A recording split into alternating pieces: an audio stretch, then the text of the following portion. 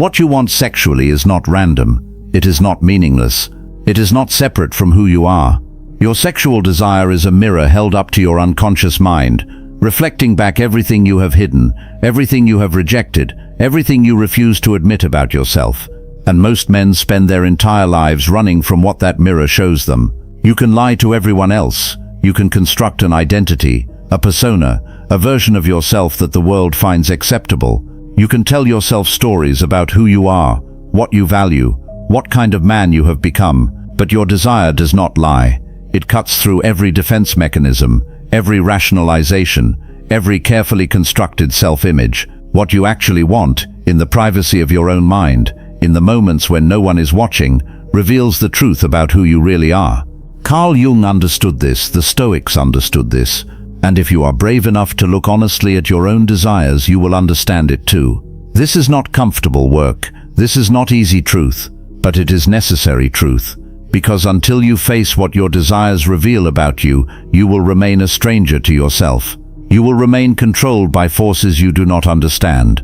You will remain fragmented, divided, at war with your own nature. There is a war happening inside you right now. You feel it every time your actions contradict your values, every time you pursue something you know will harm you, every time you feel attraction to exactly what you should avoid. You have tried to fix this through willpower, through discipline, through shaming yourself into better behavior, and it has not worked. Because you are treating the symptom instead of understanding the disease. The disease is not your desire, the disease is your refusal to examine what that desire means. You have been taught to suppress, to ignore, to pretend that your sexual nature is separate from your character. You have been taught that good men do not feel certain things, do not want certain things, do not struggle with certain impulses.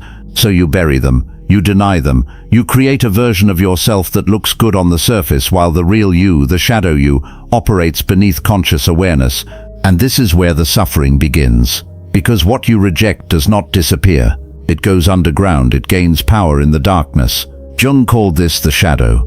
The shadow is everything about yourself that you have deemed unacceptable. Every quality, every impulse, every desire that contradicts your idealized self-image gets pushed into the shadow.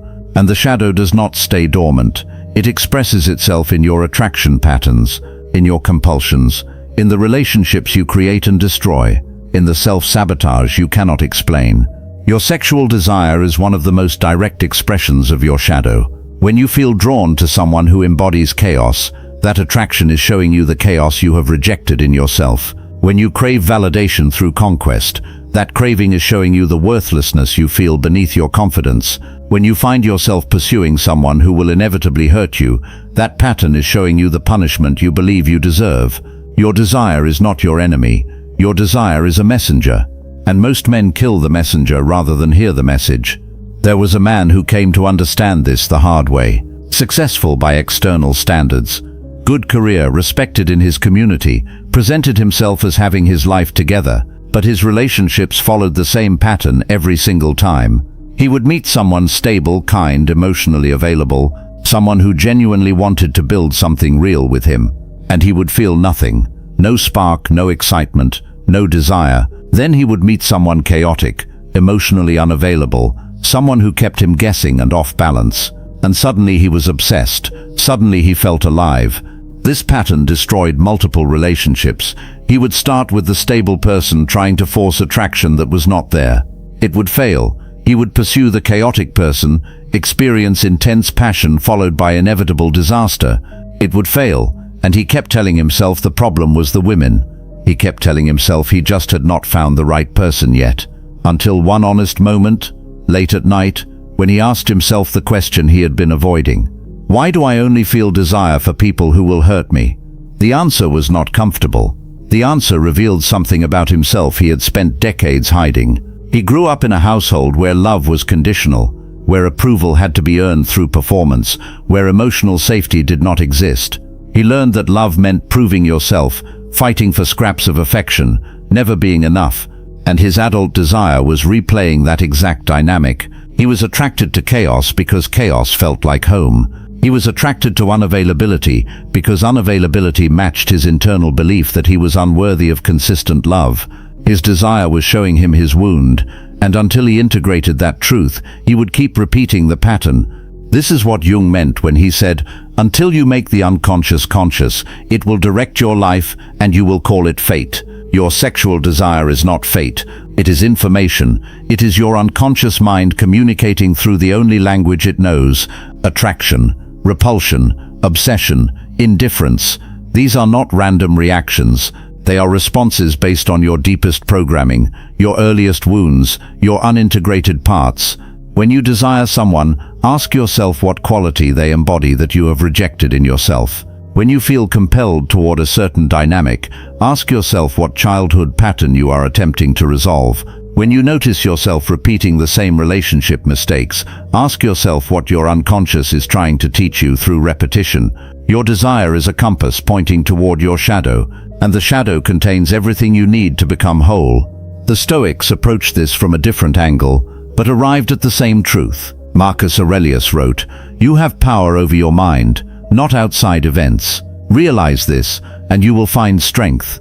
Most men read that and think it means controlling your thoughts, suppressing your desires, becoming some emotionless ideal. But that is not what Stoicism teaches. Stoicism teaches radical acceptance of reality, including the reality of your own nature.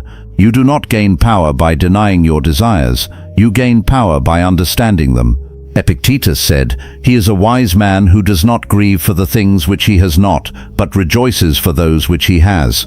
Applied to desire, this means accepting what you actually want, rather than grieving for the desires you think you should have. You think you should be attracted to one type of person, one type of dynamic, one type of life, but you are actually attracted to something else entirely. The gap between should and is creates suffering. The Stoic solution is not changing your desire. The Stoic solution is accepting your desire as information, examining it without judgment, and then choosing your response consciously rather than reacting unconsciously. This is where most men fail.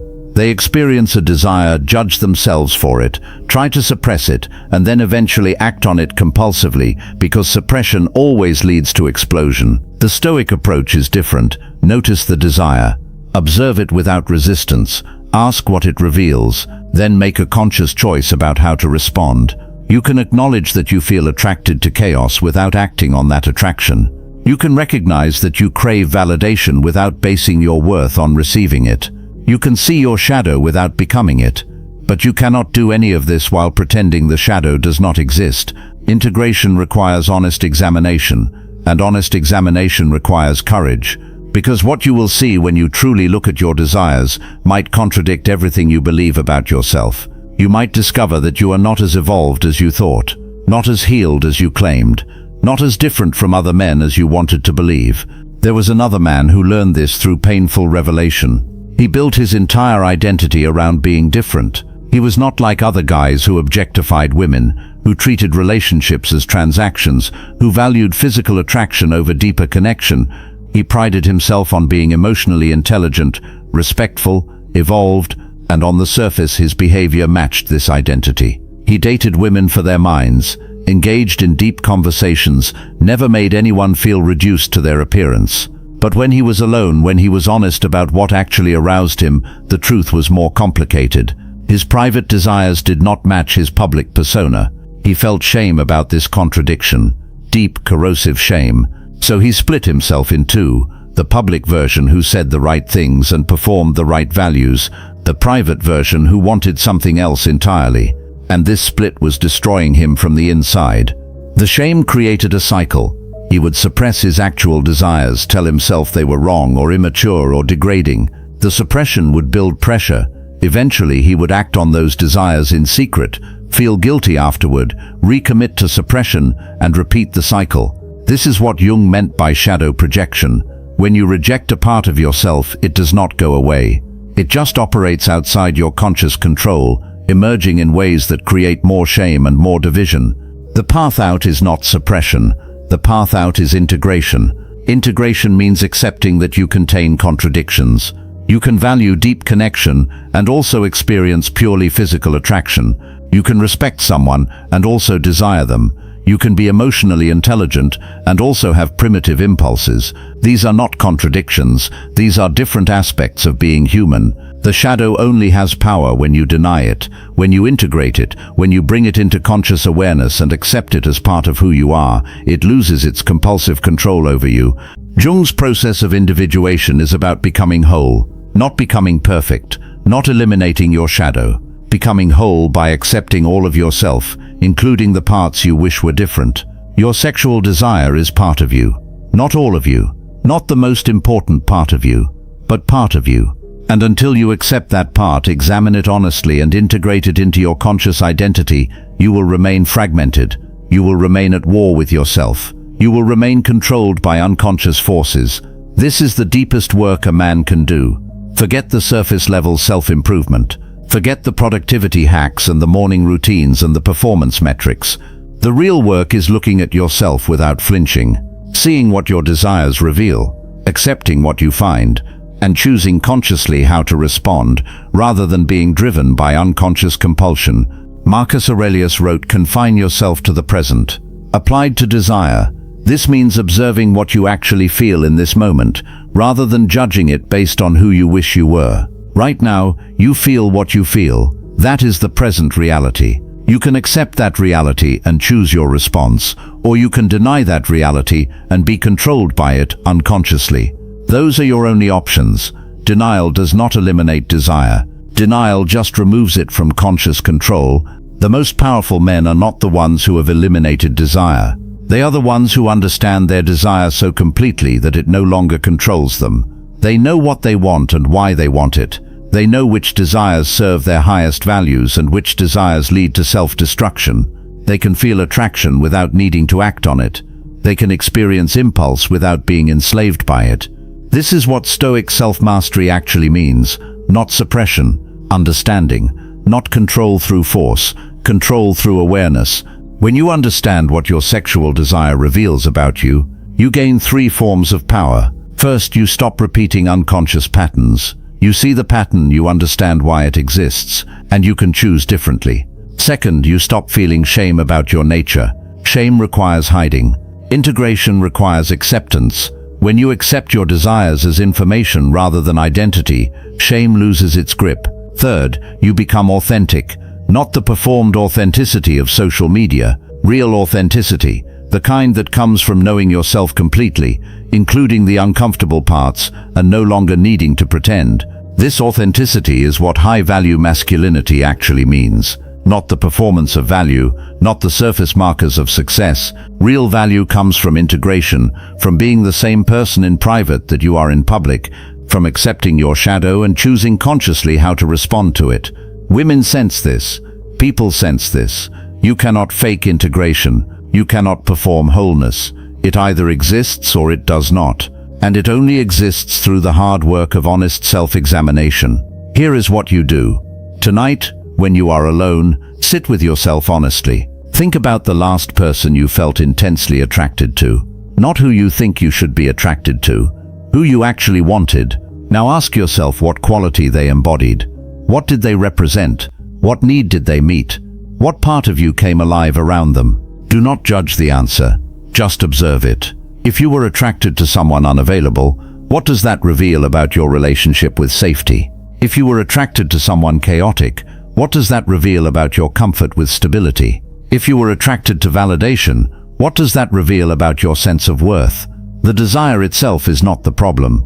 The unconscious response to the desire is the problem. Then go deeper. Ask yourself when you first learned the pattern that this desire represents. What did love look like when you were young? What did you have to do to receive affection? What was modeled for you about relationships? Your adult desires are often childhood patterns seeking resolution. You are attracted to what feels familiar, even when familiar means painful. Your unconscious is trying to heal old wounds by recreating them, hoping this time the outcome will be different. It never is. Repetition without awareness just creates more trauma. Repetition with awareness creates integration. Write this down, not because writing makes it true, because writing makes it conscious. The shadow operates in darkness. When you bring it into light, when you examine it directly, you take away its unconscious power. You move it from compulsion to choice. This is Stoic practice combined with Jungian depth work. Observe your mind. Accept what you find. Choose your response. Do this regularly, not once, not when you are in crisis, regularly. Your desires will evolve as you evolve. New patterns will emerge. New shadows will surface. This is not work you complete and move past. This is work you return to throughout your life, because integration is not a destination. Integration is a practice, the practice of knowing yourself more completely with each passing year. And understand this clearly. Accepting your desires does not mean acting on every impulse. Integration is not indulgence. You can acknowledge that you want something without needing to pursue it. You can recognize a destructive pattern without repeating it. The goal is not satisfying every desire. The goal is understanding every desire so completely that you choose consciously rather than react unconsciously. This is freedom, not the freedom to do whatever you want. The freedom to know yourself so well that your choices align with your deepest values rather than your deepest wounds. The man who understands his shadow is dangerous in the best way.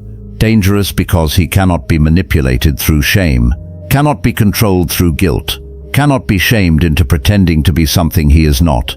He knows exactly who he is, including the uncomfortable parts, and he accepts that truth. This acceptance creates unshakable frame, not the performed confidence of insecurity, real confidence, the kind that comes from complete self-knowledge.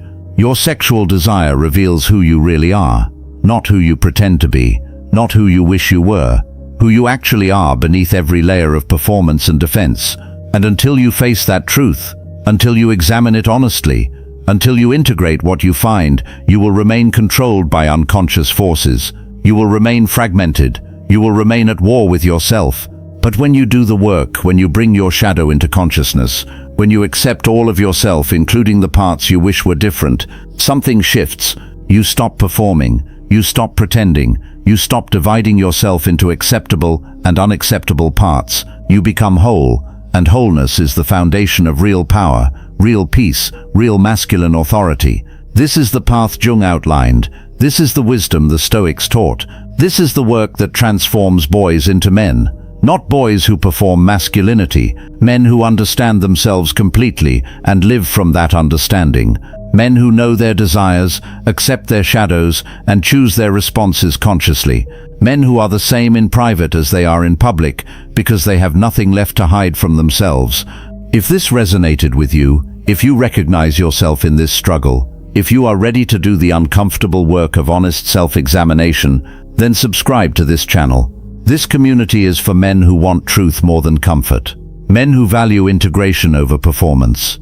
Men who understand that real strength comes from knowing yourself completely, including the parts you wish were different.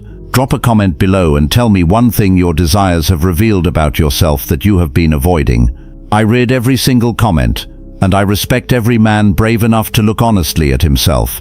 This journey is not easy. The shadow does not give up its secrets without resistance, but the alternative is remaining a stranger to yourself for the rest of your life, controlled by forces you do not understand, repeating patterns you cannot explain, living in the gap between who you are and who you pretend to be. That gap creates suffering. Integration ends the suffering, not by making you perfect, by making you whole. This is Stoic truth, where men find clarity through honest self-examination,